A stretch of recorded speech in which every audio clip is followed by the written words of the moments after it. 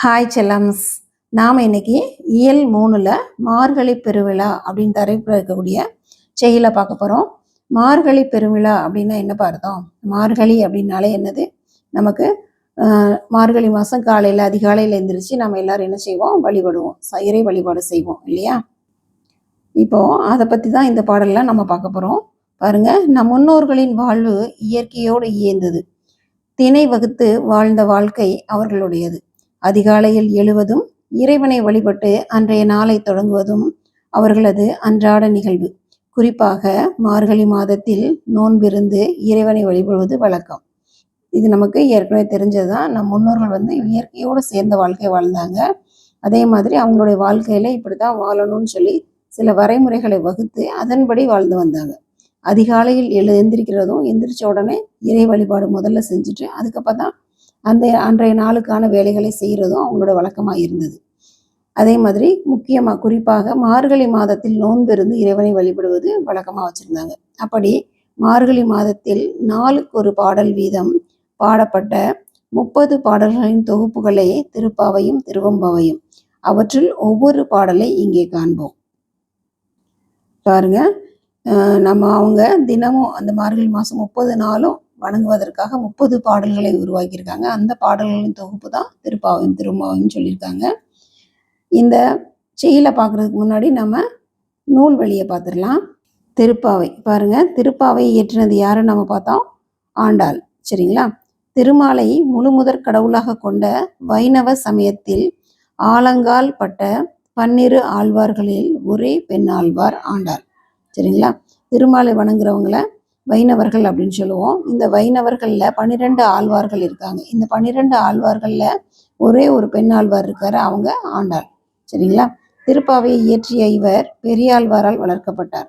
இவர் திருப்பாவையை இவங்க ஆண்டாளம்மா தான் திருப்பாவையை எழுதினாங்க. இவங்க பெரியாழ்வார் அப்படின்றது அவரோட வளர்ப்பு தந்தை.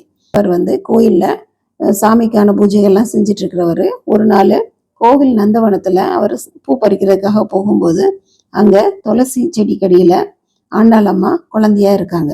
அவங்கள பார்த்த உடனே அவர் எடுத்து அவர் வளர்த்து வர்றாரு. சரிங்களா? அதனால அவங்களுடைய வளர்ப்பு தந்தையா இருக்காரு. அவங்கள பற்றின மற்ற கதைகள்லாம் நம்ம இன்னொரு தடவை பார்க்கலாம். சூடி கொடுத்த சுடற்கொடி என அழைக்கப்படுகிறார். இவருக்கு சூடி கொடுத்த சுடற்கொடி அப்படின்ற ஒரு சிறப்பு பெயரும் இருக்கு. 30 பாடல்கள் கொண்ட இந்நூலின் 7வது பாடல் நம் பாடப்பகுதியில் இடம்பெற்றுள்ளது. சரிங்களா?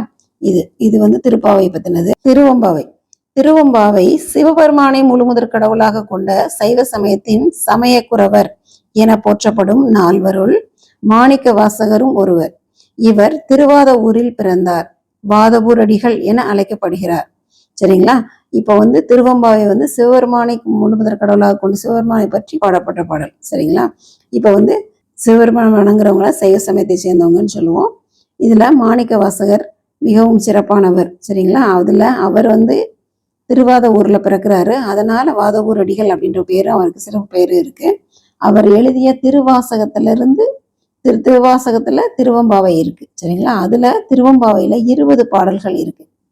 இந்த 20 பாடல்கள்ல நம்ம 4வது பாடலை பார்க்க போறோம். செயல பார்க்கலாம். பாருங்க, இதுல பக்கத்துல படம் கொடுத்துருக்காங்க பாருங்க. இதுல ஒரு பொண்ணு தூங்கிட்டு இருக்கா, மற்ற பொண்ணுங்க அவளை எழுப்பிட்டு இருக்கிற மாதிரி இருக்கு. சரிங்களா? இதுல என்ன பாட்டு கொடுத்துருக்கான்னு பார்க்கலாம். கீசு கீசென்று எங்கும் ஆனை சாத்தான் கலந்து பேசின பேச்சரவும் கேட்டிலையோ பேய் பெண்ணே, காசும் பிறப்பும் கலகலப்ப கைபேர்த்து வாச நறுங்குழல் ஆட்சியர் மத்தினால் ஓசைப்படுத்த தைரரவம் கேட்டிலையோ நாயக பெண்பிள்ளாய் நாராயணமூர்த்தி கேசவனை பாடவும் நீ கேட்டே கிடத்தியோ தேசமுடையாய் திரவேலோர் எம்பாவாய்.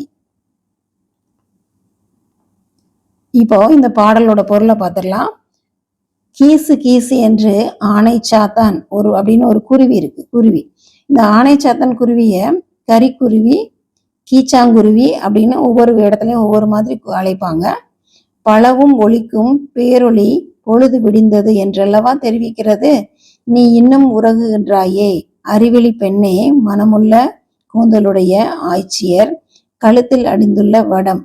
கழுத்தில் அடைந்திருக்க வடத்தை பொற்சரம், அதாவது தங்கத்துல ஆன ஒரு வடம் போட்டிருக்காங்க. 50 தாலியும் கலவென ஒளி எழுப்ப அவர்கள் மத்தினால் தயிர் கடைய கையை அசைத்திடுகையில் எழுகின்ற ஒளியும் உனக்கு கேட்கவில்லையோ.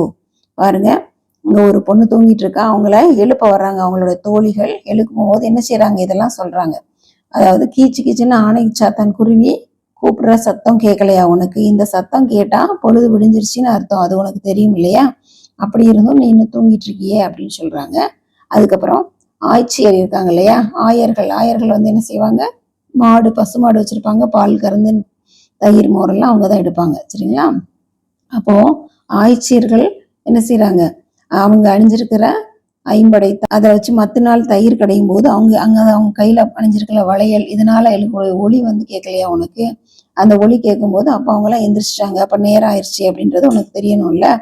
அவ்வளவு ஆழ்ந்த உறக்கமா நடிப்பா அப்படின்னு கேக்குறாங்க. அவ்வளவு ஆழ்ந்து உறங்குறியா, இல்ல நாங்க வந்த உடனே தூங்குற மாதிரி நடிக்கிறியா? இளம்பெண்களின் கூட்டத்திற்கே தலைவி நீ உறங்கலாமா அப்படின்னு கேக்குறாங்க. இளம்பெண்களோட கூட்டத்துக்கு தலைவியே நீயே உறங்கலாமா அப்படின்னு சொல்றாங்க. நாராயணன் மும்மூர்த்திகளின் தலைவன் கேசவன் என்று அக்கண்ணனை எல்லாரும் பாடிடும் ஒளி கூடவா உன் காதில் விழவில்லை அப்படின்னு சொல்லி கேக்குறாங்க. நாராயணனை புகழ்ந்து எல்லாரும் பாடிட்டு இருக்காங்கல்ல, அந்த பாடல் கூட உன் காதுல விழலையா அப்படின்னு கேக்குறாங்க. இல்லை, கண்ணன் நினைவில் உணர்வற்று உலகை மறந்து கிடக்கின்றாயா? ஒளி படைத்த கண்ணழகி எழுந்திரு, கதவை திற, நீராடச் செல்வோம், பாவை நோன்பு நோப்போம் வாடி என ஒரு பெண் அழைக்கிறாள். சரிங்களா? இங்க வாடி அப்படின்னு அழைச்சா என்ன அர்த்தம், சம வயசுள்ள எல்லாருமே பெண்கள் அப்படின்னு அர்த்தம், சரிங்களா? அப்ப தூங்கிட்டு இருக்கிற ஒரு பொண்ணை நேரம் ஆயிடுச்சு எந்திரிச்சு வா அப்படின்றத சொல்றதுதான். திருவம்பாவையில பார்க்கலாம் என்ன பாடல் கொடுத்துருக்காங்க. எங்கேயுமே ஒரு பொண்ணு தூங்குற பொண்ணை எழுப்புற மாதிரி தான் கதை பாடல் படம் இருக்கு, பார்க்கலாம். ஒன்னித்தில நகையாய் இன்னம் புலர்ந்தின்றோ, வண்ண கிளிமொழியார் எல்லாரும் வந்தாரோ, எண்ணி கொடுல்லவா சொல்லுவோம் அவ்வளவும், கண்ணை துயின்றவமே காலத்தை போக்காதே, விண்ணுக்கொரு மருந்தை வேத விழுப்பொருளை, கண்ணுக்கினியானை பாடி கசிந்துள்ளம், உன்னுக்கு நின்றுருக யாமாட்டோம், நீயே வந்தெண்ணி குறையிற்றுயிலேலோ ரெம்பாவாய். பாடி வரும் பாவையருள் ஒருத்தி, ஒளிமிக்க முத்து போன்ற பல்தறிய சிரிக்கும் தோழி, உனக்கு இன்னும் பொழுது விடியவில்லையோ என்கிறாள். உறங்கிக் கொண்டிருந்த முத்துப்பல்லழகி, அழகிய கிளிமொழி பேசும் பாவையர் எல்லோரும் வந்திருக்கின்றனரா என்றாள். எழுப்பியவருள் மற்றொருத்தி, உன் கேள்விக்கு வந்துள்ளவர்களை எண்ணி பார்த்தல்லவா விடை கூற வேண்டும் என்றாள். மூன்றாவது பெண், அப்படி செய்யாதே தோழி, அதுவரையில் கண்ணை மூடி உறங்க பார்க்கிறாயா? நாம் மார்கழி நோன்பு நேரத்தை வீணாக கழித்து விடாதே என்கிறாள். இப்ப என்ன செய்யறாங்க, ஒரு பொண்ணை எழுப்புறாங்க. அந்த பொண்ணு என்ன செய்யறா, எல்லாரும் வந்துட்டாங்களா அப்படின்னு சொல்லி கேட்குறா. அப்போ நம்ம ஃப்ரெண்ட்ஸ் எல்லாரும் வந்துட்டாங்களா அப்படின்னா, உன்னோட கேள்விக்கு நான் எல்லாரும் எண்ணி பார்த்துல பதில் சொல்லணும் அப்படின்னு சொல்லி ஒரு பொண்ணு சொல்றான்.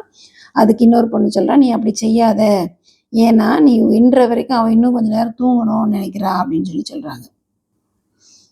அதுக்காகத்தான் உன்னை என்ன சொல்றா அப்படின்னு சொல்லி சொல்றாங்க. அதனால அப்புறம் சொல்றாங்க, நம்மளுடைய மார்கழி நோன்பு நேரத்தை வீணாக்காம சீக்கிரம் எந்திரி அப்படின்னு சொல்றாங்க.